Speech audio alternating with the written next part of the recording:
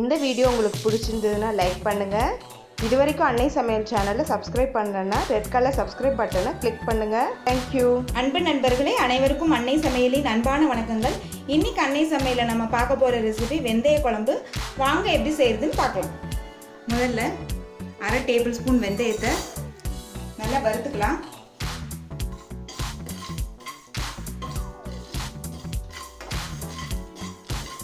நீங்கள் கசப்பு சாப்பிட்றவங்களா இருந்தால் இந்த அளவு போதும்.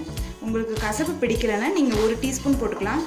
வெந்தயத்தை ஸ்லோலே வச்சு வதக்குங்க. கருப்பாயிடுச்சுன்னா குழம்பு கசப்பாக இருக்கும். லேசாக சவந்துடுச்சு. இதை மிக்சியில் தண்ணி சேர்க்காமல் அரைச்சி தனியாக எடுத்து வச்சுக்கோங்க. கடாயில் தேவையான அளவு நல்லெண்ணெய், அடுத்து 1 டீஸ்பூன் கடுகு, 1 டீஸ்பூன் சீரகம், 1 டீஸ்பூன் உளுந்து,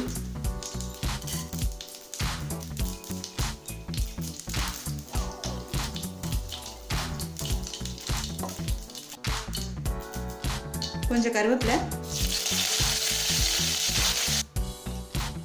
கொஞ்சம் பெருங்காயம், 12 சின்ன வெங்காயம்,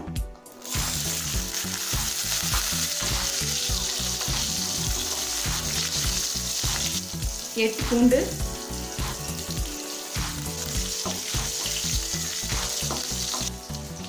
அடுத்ததாக 1 தக்காளி,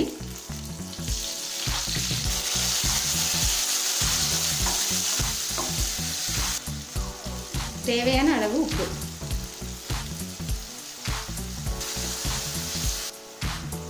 ஒரு எலுமிச்சம்பழ அளவு புளியை தேவையான அளவு தண்ணி சேர்த்து போட்டுக்கோங்க. இப்போ புளி கரைசல் கொதிக்க ஆரம்பிச்சிருச்சு. அடுத்து 1 டீஸ்பூன் மஞ்சள் தூள், 1 டேபிள் ஸ்பூன் மிளகாத்தூள், 2 டேபிள் ஸ்பூன் தனியாத்தூள். இப்போ 5 நிமிஷம் ஆயிடுச்சு. மிக்சியில் அரைச்சி வச்சிருக்க வெந்தய பொடியை இதில் சேர்த்துக்கலாம். ஒரு 5 நிமிஷம் ஸ்லோவிலே இருக்கட்டும். அதுக்கப்புறம் குழம்பு திக்கான பிறகு நம்ம இறக்கிடலாம். குழம்பு கொஞ்சம் திக்காயிடுச்சுங்க.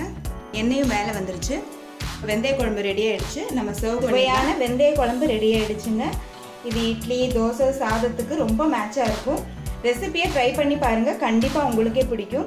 ரெசிபி பிடிச்சிருந்ததுன்னா வீடியோவை லைக் பண்ணுங்கள், கமெண்ட் பண்ணுங்கள், ஷேர் பண்ணுங்கள்.